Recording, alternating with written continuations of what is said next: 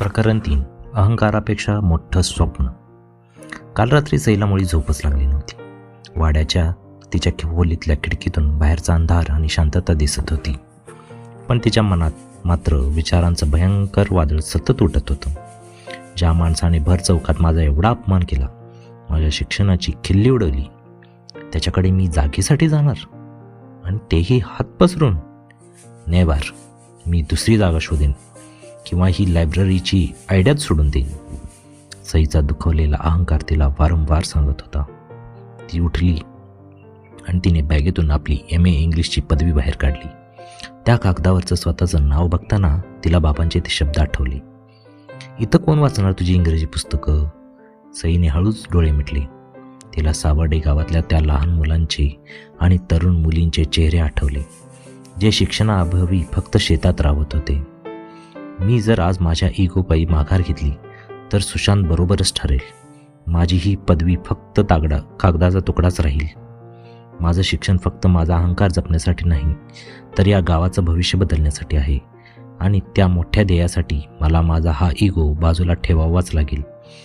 रात्रीच्या त्या शांततेत सईने एक मोठा निर्णय घेतला. तिने आपला अहंकार त्या पदवीसोबतच पुन्हा बॅगेत बंद करून ठेवला आणि वाचनालयासाठी सुशांतला सामोरं जाण्याचा पक्का निश्चय केला. दुसऱ्या दिवशी सकाळचे 10 वाजत आले होते.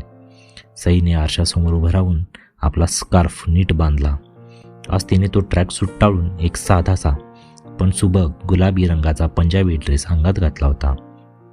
आज तिला सुशांतशी अजिबात भांडायला नाही, तर एका महत्त्वाच्या कामासाठी जायचं होतं. त्यामुळे तिने स्वतःला खूप शांत ठेवलं होतं. वाड्याच्या बाहेर पडून तिने आपली नवीन ॲक्टिवा सुरू केली. 5 वर्षात सावर्डे गाव तसं बरंच बदललं होतं. आता जुन्या मातीच्या रस्त्यांवर डांबराचे पट्टे आले होते. दुतर्फा असलेल्या घरांवर डिशच्या छत्र्या दिसत होत्या आणि चौकातल्या पोरांच्या हातात आता स्मार्टफोन्स होते. पण तरीही गावाचा तो मूळचा मातीचा सुगंध आणि माणसांमधला साधेपणा अजूनही टिकून होता. सई गाडी चालवत गावाच्या वेशीबाहेर आली. सुशांतचं घर गावात नव्हतं, तर त्याच्या शेताच्या बांधावर होतं. गुगल मॅप्सची गरज नव्हती, कारण बाबूराव पाटलांचा माळा म्हटलं की गावातलं कुणीही वाट दाखवायचं. सई सुशांतच्या शेतात पोचली आणि तिथलं दृश्य पाहून ती क्षणभर थबकलीच. तिला वाटलं होतं की सुशांतसारख्या अडाणी माणसाचं शेत ओबडधोबड आणि अस्ताव्यस्त असेल, पण समोरचं चित्र वेगळंच होतं. अगदी शिस्तीत लावलेली फळझाडं, प्रत्येक रांगेत टाकलेल्या ठिबक सिंचनाच्या पाईपलाईन्स आणि घराच्या आजूबाजूला असलेली कमालीची स्वच्छता. सुशांत फक्त ताकदीचा नाही, तर उत्तम मॅनेजमेंटचाही धनी होता, हे सईला पहिल्यांदाच जाणवलं. तिने गाडी स्टँडवर लावली आणि ती घराच्या अंगणात आली. अंगणात एक मोठं तुळशी वृंदावन होतं. तिचे एक 50शीच्या घरातली माऊली सूप घेऊन गहू पाखडत बसली होती. अंगावर साधी सुती साडी, कपाळावर मोठं कुंकू आणि चेहऱ्यावर एक विलक्षण शांतता. त्या सुशांतच्या आई होत्या. गावातले लोक त्यांना आदराने आईसाहेब म्हणायचे.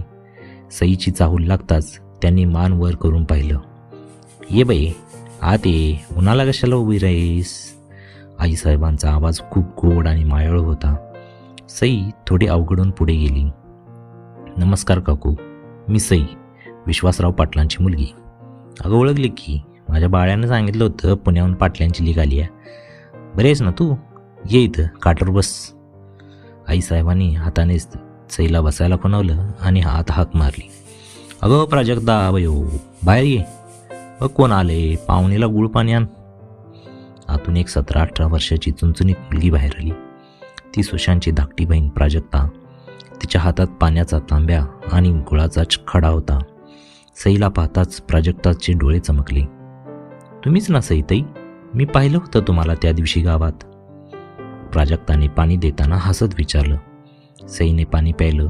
गुळाच्या त्या गोडव्याने आणि आईसाहेबांच्या आस्थेने तिच्या मनातली धाकधूक थोडी कमी झाली. हो, मीच सई. तू कोणत्या इयत्तेत आहेस प्राजक्ता? सईने प्रेमाने विचारलं. मी आता 12वीला आहे ताई, पण मला तुमच्यासारखं मोठं व्हायचं आहे. मला समजलं की तुम्ही पुण्यातून MA इंग्लिश केले. मलाही इंग्रजी खूप आवडतं, पण दादा म्हणतो शहरात जाऊन शिकण्यापेक्षा इथंच जवळच्या कॉलेजात जा. प्राजक्ताच्या आवाजात थोडी निराशा होती. सईला त्या मुलीचं खूप कौतुक वाटलं. तू काळजी करू नकोस प्राजक्ता. मी गावात एक मोठी लायब्ररी आणि अभ्यासिका सुरू करणार आहे. तिथे तुला हवी ती सगळी पुस्तकं मिळतील आणि मी स्वतः तुला इंग्रजी शिकवेन. हे ऐकून प्राजक्ताचा चेहरा उजळला. आईसाहेब ही हसल्या. तुझे विचार लय चांगले आहेत बाई, पण हे सगळं कशाबाई करतीस तू? सईने विषय काढायची हीच योग्य वेळ साधली. काकू, मला त्यासाठीच सुशांतची भेट घ्यायची आहे. तुमची ती वेशीवरची जुनी वास्तू आहे ना, ती जागा मला त्या वाचनालयासाठी भाड्याने हवी आहे. मी व्यवस्थित भाडं देईन. जुनी वास्तू हा शब्द ऐकताच आईसाहेबांच्या चेहऱ्यावरचं हसू अचानक गायब झालं. प्राजक्तानेही घाबरून खायला पाहिलं. तिथलं वातावरण एकदम शांत झालं. सईला कळेना की आपण असं काय चुकीचं बोललो. तेवढ्यात पाठीमागून बुलेटचा मोठा आवाज आला. टुकटुक करत एक जुनी पण चकाचक बुलेट अंगणात येऊन थांबली. सईने मागे वळून पाहिलं. सुशांत गाडीवरून उतरत होता. डोक्याला बांधलेला रुमाल, खांद्यावर शेतीचा अवजार आणि तीक्ष्ण नजर. त्याने सईला अंगणात बसलेलं पाहिलं आणि त्याच्या कपाळावर आठ्या पडल्या. तो जड पावलाने सईच्या दिशेने आला. काय मॅडम, आज पुन्हा रस्ता चुकलात की काय? की गावातल्या सगळ्यांना इंग्रजी शिकवत आता आमच्या उंबरट्यापर्यंत आलात? सुशांतचा आवाज शांत होता, पण त्यातला उपवास लपून नाही राहिला. सई ताठ मानेने उभी राहिली. आज ती मागे हटणार नव्हती. मी रस्ता चुकले नाही आहे सुशांत. मी इथे एका बिझनेस प्रपोजलसाठी आले आहे. तुमची ती जुनी वास्तू मला वाचनालयासाठी हवे. सांगा, काय भाडं घ्याल? सुशांतने मान वळवून आईसाहेबांकडे पाहिलं. आईसाहेबांच्या डोळ्यात एक अनामिक भीती होती. मग सुशांतने सईकडे रोखून पाहिलं. मॅडम, तो पैशांचा माज पुण्यात दाखवायचा. ती वास्तू भाड्यावर द्यायला काय दुकान नाही. ती माझ्या बापाची शेवटची आठवण आहे आणि तिथे तुमची ती फालतू पुस्तकं ठेवायला मी कधीच परवानगी देणार नाही. सुशांतचा तो ठाम नकार ऐकून सईचा पारा चढला. फालतू पुस्तकं? सईचा आवाज थरथरत होता, पण त्यात एक वेगळीच धार होती. सुशांत, ज्या पुस्तकांना तुम्ही फालतू म्हणताय ना, त्याच पुस्तकांनी जगाचा इतिहास बदलला आहे. आणि राहिला प्रश्न तुमच्या वडिलांच्या आठवणीचा, तर मला वाटत नाही की तुमच्या वडिलांना ही जागा अशीच मोडकळीत आलेली आणि धूळकात पडलेली आवडली असती. तिथे जर ज्ञान वाटलं गेलं तर त्यांचा आशीर्वादच मिळेल तुम्हाला. सुशांतने एक तिरकस कटाक्ष सईकडे टाकला. त्याने हातातील अवजार बाजूला ठेवलं आणि तो सईच्या 2 पावलं जवळ आला. त्याच्या डोळ्यात एक अजब आव्हान होतं. मॅडम, बोलणं सोपं असते. तुमची ही इंग्रजी भाषा आणि तुमची ही पुस्तकं माणसाला फक्त शहाणपणाच्या गप्पा मारायला शिकवतात, पण इथं जगात जगायला गप्पा नाही तर कष्ट लागतात. तुम्ही शहरात राहून फक्त कागद गोळा केल्याचा, आम्ही मातीत राहून आयुष्य अनुभवले. आमचं आयुष्य तुमच्या त्या पुस्तकांच्या कल्पनेच्या पलीकडचं आहे. सईने आपला पवित्रा बदलला नाही. तुम्ही मला संधीच देत नाही आहात सुशांत. तुम्ही आधीच ठरवून बसलाय की मी शहरातून आले म्हणजे मला काहीच समजत नाही, पण मी तुम्हाला सिद्ध करून दाखवेन की शिक्षणाची ताकद काय असते. सुशांत थोडा वेळ शांत राहिला. त्याच्या मनात काहीतरी विचार सुरू होता. त्याने अंगणातून पलीकडे असलेल्या आपल्या मिरचीच्या वावराकडे पाहिलं. तिथला एक कोपरा जो सईला मगाशी खूप छान वाटला होता, तिथली रोपं आता जवळून पाहिल्यावर थोडी वेगळी दिसत होती. बर, मग असं करूया. सुशांतच्या आवाजात आता एक गूढ शांतता होती. तुम्हाला ही जागा वाचनालयासाठी हवी ना, आणि तुम्हाला तुमच्या शिक्षणावर लय गर्व आहे. मग माझ्या एका अटीचं पालन करा. जर तुम्ही स्वतःला सिद्ध केला असा तर मी ती तुम्हाला वास्तू फुकट देईन. 1 रुपया भाडं घेणार नाही त्याचं. सई दचकली. फुकट? अट काय आहे तुमची? तिने सावधपणे विचारलं. सुशांतने हात लांब करून त्या मिरचीच्या कोपऱ्याकडे बोट दाखवलं. ते समोरचं मिरचीचं पीक दिसते काय? तिथल्या अर्धा एकर वावरात चुरडा मोरडा रोग पडलाय. मिरचीची पानं वाकडी झाल्यात, रोपं करपायला लागल्यात. मी खूप औषधं फवारली पण काहीच फरक पडला नाही. आता फक्त 7 दिवस उरलेत. जर हे पीक वाचलं नाही तर सगळं रान उपटून फेकावं लागणार आहे. सुशांत सईच्या डोळ्यात डोळे घालून म्हणाला. मॅडम, तुमची ती इंग्रजी पुस्तकं आणि ते तुमचं इंटरनेट वापरा. तुमचं ते स्मार्ट वर्क आहे ना, ते करून दाखवा. आणि पुढच्या 7 दिवसात मला त्या मिरचीचं पानं पुन्हा टवटवीत झालेली करून दाखवायची. जर पीक वाचलं तर वस्तू तुमची, आणि जर नाही जमलं तर हे वाचनालयाचं स्वप्न कायमचं सोडून द्यायचं आणि पुन्हा कधीच या शिवाराची वाट धरायची नाही. बोला, हाय कबूल? आईसाहेब आणि प्राजक्ता दोघीही काळजीने सईकडे पाहू लागल्या. सईला शेतीचं श सुद्धा माहिती नव्हतं.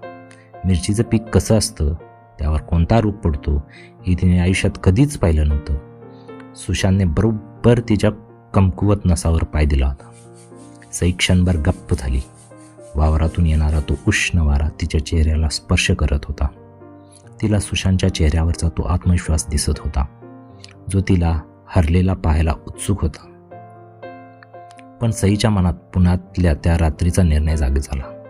तिने आपली मूठ घट्ट आवळली. सुशांतच्या समोर एक पाऊल पुढे टाकत ती म्हणाली, मला तुमचं आव्हान मान्य आहे सुशांत. पुढच्या 7 दिवसात तुमचं ते पीक मी वाचवूनच दाखवेन.